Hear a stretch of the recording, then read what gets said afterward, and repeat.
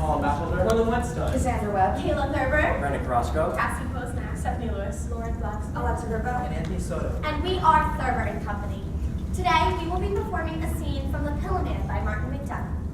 This piece is asterisk for religious commentary, violence, substance abuse, sexual situations, adult language, frank talk of death, and works related to prejudice or intolerance. So if you feel you may be offended, please leave the room now.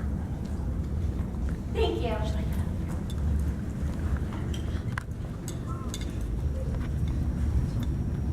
and we proudly represent District 10 through 4992. Once upon a time, in a land not so very far away, there lived a little girl. And although this little girl's gentle parents hadn't brought her up to be very religious at all, she was quite determined that she was the second coming Of the Lord Jesus Christ. Which was somewhat strange for any 6-year-old. She'd wear a little beard and walk around in sandals, blessing stuff. She could be forever found walking amongst the poor and the homeless, the drunks and the drug addicts, and generally consorting with the type of people from mountains that it didn't deem suitable for any 6-year-old to be consorting with. Each time they would drag her home from some unsafe resort, she would stamp and scream and throw her dollies about, and when her parents would counter that, Jesus never stamped and screamed and threw his dollies about. She replied, "That was the old Jesus, get it?" Well, one day, the little girl slipped away yet again, and for 2 horrifying days, her parents could find neither hide nor hair of her, until they received a distraught call from a nun they didn't know saying, You better come down to the church. Your daughter's here giving us a lot of shit. It was cute at first, but now it's getting really irritating. Well, her parents didn't care about all that. They were just relieved to see that she was alive and well, and they sped downtown to pick her up. But in their haste, they careened into an oncoming meat truck, were beheaded, and died. She was informed of the news. She cried a tear and not a tear more, as she thought Jesus would have done if he lost his parents in a vehicular beheading. And she was shipped off by the state to live in a forest with some abusive foster parents. Who hadn't informed to the state that they were abusive on the form, who hated religion, who hated Jesus, who hated anybody, in fact, who didn't hate anybody, and who, as will follow, hated the little girl. She bore their hate with a happy heart, but this didn't seem to work. She'd receive a beating for arriving home late, even though no time had been set for her arrival. She'd receive a beating for sharing her food with the poor kids at school. She'd receive a beating for trying to cheer up the ugly kids. She'd even receive a beating for wandering around looking for lepers. Her life was a constant torture, yet she bore it with a smile and it only made her stronger. Until this one day, when her foster parents said to her, "So you want to be just like Jesus, do you?" And she said, Finally, you get it! and then it started.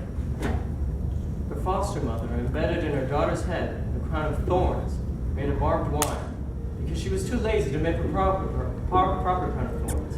Meanwhile, her foster father whipped her with a cat-o'-nine tails. And after an hour or 2 of that, they asked her when she regained consciousness, Do you still want to be like Jesus? and through her tears, she said, Yes, I do. so they made her carry a heavy wooden cross.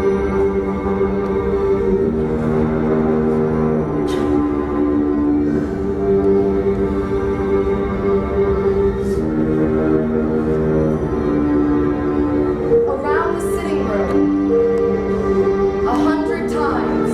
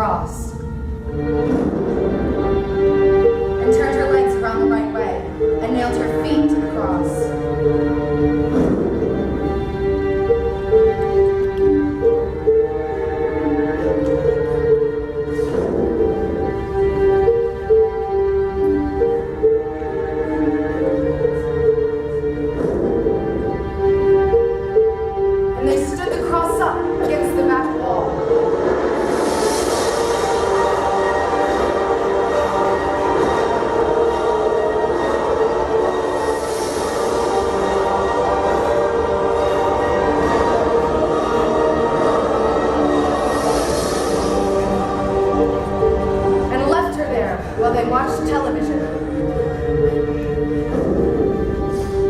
And when all the good programs were over, they turned it off and sharpened the seer.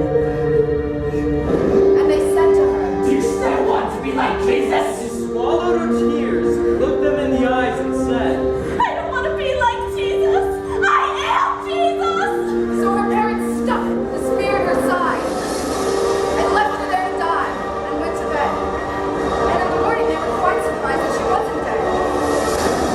So they took her down off the cross and they buried her alive in a little coffin with just enough air to live for 3 days. And the last voices she heard were her foster parents calling out, Well, if you are Jesus, you'll last here in 3 days, won't you? and she thought about it for a while. Then she smiled to herself and whispered, Exactly.